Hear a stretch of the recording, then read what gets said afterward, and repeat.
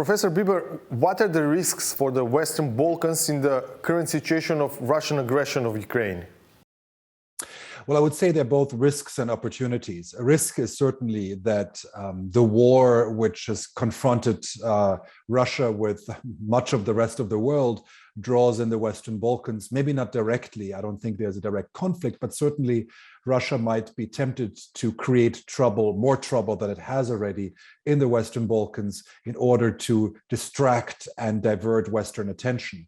But at the same time, of course, Russia's ability to do so is limited. It's also focused probably a lot on Ukraine and maybe its more immediate neighbors rather than the Western Balkans. But there is certainly, as any war offers opportunities for troublemaking, that's the risk. Of course, the opportunity is that countries in Europe and the European Union see the risks of leaving a region like the Western Balkans open to other geopolitical and disruptive actors, and understand better that there is a need to, in a certain way, close these gaps in Europe and make sure that the countries of the Western Balkans have a more clearer and immediate future and integration in the European Union. So there are opportunities as well, I would say. In terms of risks, Bosnia and Herzegovina, due to Dodik's personal ties to Russia and to Russian President Putin, is the biggest point in the region. Are fears of domino effect exaggerated?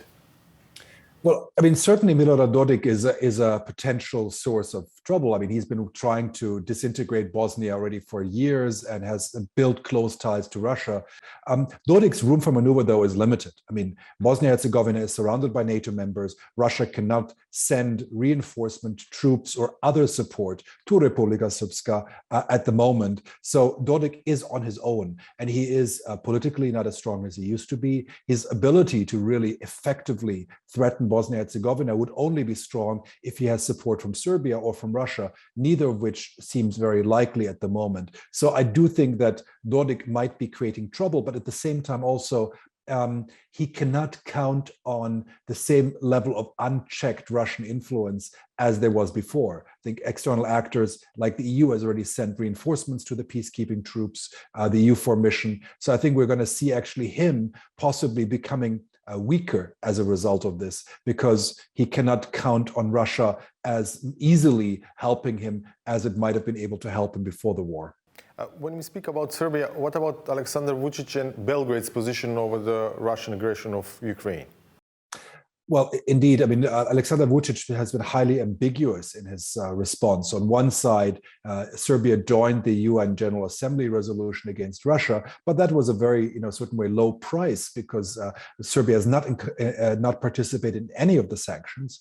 You can fly from Belgrade to Moscow. So all of that is something which certainly shows that Vučić has trying to continue his policy of keeping ties with the West and aligning only as much as necessary while keeping ties to Russia good and open. I think this is going to become increasingly difficult as the war continues to rage on, and as the horrors of Russian aggression against Ukraine become visible. It's going to be very hard for Vučić to continue this line. I think he might be trying to hold buy time until the elections, which are coming up in a few weeks, because certainly he risks losing some voters if he would move on an anti-Russian or anti-Putin policy right now, because of course he's been building up a very pro-Russian public through his media channels over the last decade. And as a result, he's in a certain way captive of the propaganda he's been showering Serbia with for 10 years. There is strong pro-Russian sentiment in significant part of the ethnic Macedonians too, although the government in Skopje firmly sticks to NATO and the European Union joint policies. Do you see risks for North Macedonia as well? Well, I think there are risks for any kind of pro-Putin sentiments at the moment.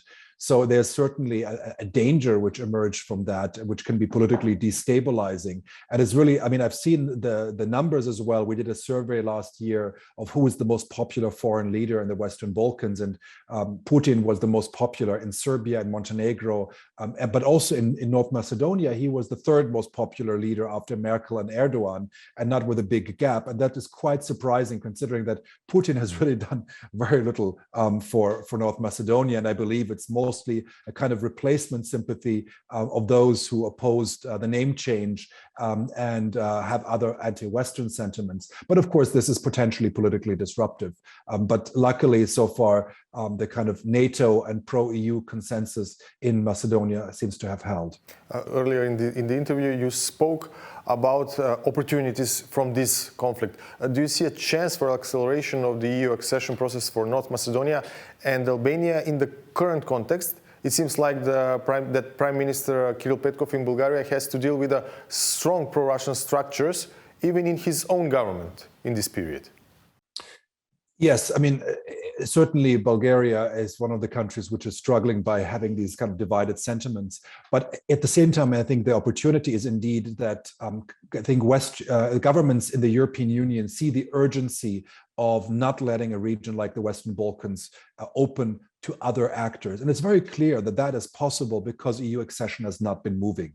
And Bulgarian veto on the accession talks with North Macedonia and Albania is just one part of the puzzle, but the most immediate and the most easily relatively solvable one. So I think the pressure on Bulgaria will increase to really give the green light, because the EU's credibility is suffering. It has been suffering, of course, for years as a result, but we see also much greater resolve in the EU in recent weeks. I mean, things which were unimaginable before the war have become imaginable in terms of German defense spending, in terms of joint kind of cohesion. Denmark is having a referendum whether to join European defense policies. So there's a kind of a real shift in Europe, and that shift could also affect the enlargement process. And I think the kind of greater clarity which many European leaders are seeing as a result of this war will have hopefully benefits for North Macedonia, Albania, and the other countries of the region, at least those countries which have clearly aligned themselves in political, economic, and other terms with the European Union and NATO. Thank you very much for this interview. Thank you.